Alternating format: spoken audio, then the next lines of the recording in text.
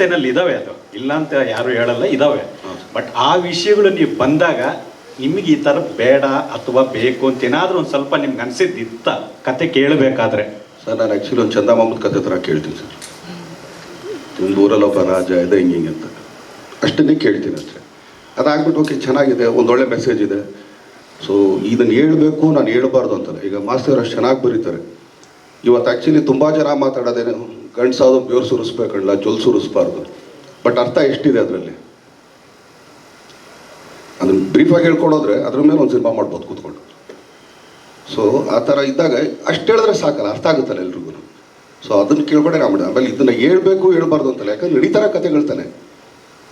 So ಅದ್ರ ಮೇಲೆ ಅಷ್ಟೇ. ಎಕ್ಸಾಕ್ಟ್ಲಿ ಸರ್, ಅದೇ ಆ ನಡೀತಾ ಇರೋ ಇದರಲ್ಲೇ ನಿಮ್ಮ ಸಿನಿಮಾಗಳಲ್ಲಿ ನೋಡ್ಲಿಕ್ಕೆ ಆಗಿಲ್ಲ. ಬಟ್ ಈಗ ಬಂದಾಗ ನಿಮಗೆ ಆಸ್ ಎ ನಟರಾಗಿ ಮೋಸ್ಟ್ಲಿ ಪ್ರಿವಿಯಸ್ ಮಾಡಿದ್ರೆ ಯಾರಿಗೂ ದರ್ಶನ ಕಾಣಿಸ್ಲಿಲ್ಲ, ನಾವು ಸರಿಗ್ ಮಾಡಲಿಲ್ಲ ಅಂತ ಕಾಣಿಸ್ತದೆ ಸರ್. ನಾನು ನೋಟಿಸ್ ಮಾಡಿರೋಂಗೆ ಅದ್ಭುತವಾದಂಥ ಪರ್ಫಾರ್ಮೆನ್ಸ್ ಇದೆ ಸರ್. Thank you sir. ನಾನು ಹೇಳ್ಕೋಬೋದಲ್ಲ ಸರ್, ನಾನೊಬ್ಬ ಕಲಾವಿದ ಅಂತ. ಹೋಗೋದಂದ್ರೆ ಅದು ನ್ಯಾಷನಲ್ ಲೆವೆಲ್ ತನಕ ಹೋಗಿ ಒಂದು ಅವಾರ್ಡ್ ಕಾಂಪಿಟೇಷನ್ಗೆ ಕಂಪೈಟ್ ಪ್ರಶ್ನೆ ಸರ್. ಇಷ್ಟು ದೊಡ್ಡ ಸಿನಿಮಾ ಮಾಡಿದಾಗ ಒಂದು ಹೊಸ ಸ್ಕೀಮ್ ಡಬಲ್ ಇಂಟರ್ವಲ್ ಅಂತ ಇಟ್ಬಿಡಿ ಸರ್.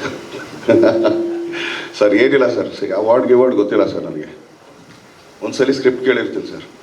ಬೆಳಗ್ಗೆ ನಮ್ಮ ಡೈರೆಕ್ಟ್ರು ತುಂಬ ಒಳ್ಳೆ ಮಗು ಥರ ಬಂದು ಸ್ಕ್ರಿಪ್ಟಿಂಗ್ ಇಟ್ಬಿಟ್ಟು ಟಪ ಟಪ ಟಪ ಟಪ ಎಲ್ಲರೂ ಅವ್ರು ಹೇಳ್ಬೇಕಾದ್ರೆ ಎಲ್ಲೋ ಒಂದು ಕಡೆ ಅನ್ಸುತ್ತೆ, ಓಕೆ ಇಲ್ಲೆಲ್ಲೋ ಸ್ವಲ್ಪ ಆ್ಯಕ್ಟ್ ಮಾಡೋಕೆ ಒಂದು ಜಾಗ ಇದೆ ಕಣೆ, ಓಕೆ ಇಲ್ಲಿ ನಾನು ಮಾಡ್ತೀನಿ ಅಂತ ಅಲ್ಲಿ ಕೂತ್ಕೊಂಡು ಡಿಸ್ಕಸ್ ಮಾಡಿದೆ ಅಷ್ಟೇ. ಇದು ಬಂದಾಗಪ್ಪಿ ನಾನು ಮಾಡ್ತೀನಿ, ಇಲ್ಲಿ ಇದು ಸ್ವಲ್ಪ ನನಗೆ ಗ್ಯಾಪ್ ಕೊಡು. ಸೊ ಬಟ್ ಡೈರೆಕ್ಟ್ ಅಷ್ಟು ಚೆನ್ನಾಗಿ ನಮ್ಮನ್ನು ಇದು ಮಾಡಿದಾಗ, ಪ್ರಿಪೇರ್ ಮಾಡಿದಾಗ, ಸೊ ನೀವು ಹೇಳ್ದಂಗೆ ನಂಗೆ ಆ್ಯಕ್ಟಿಂಗ್ ಬರ್ಬೋದು ಸರ್. ಸರ್ ನಿಮ್ಮ SS TV ಸಿನಿಮಾ ಜಗತ್ತಿನ ಕ್ಷಣ ಕ್ಷಣದ ಸುದ್ದಿಯೊಂದಿಗೆ.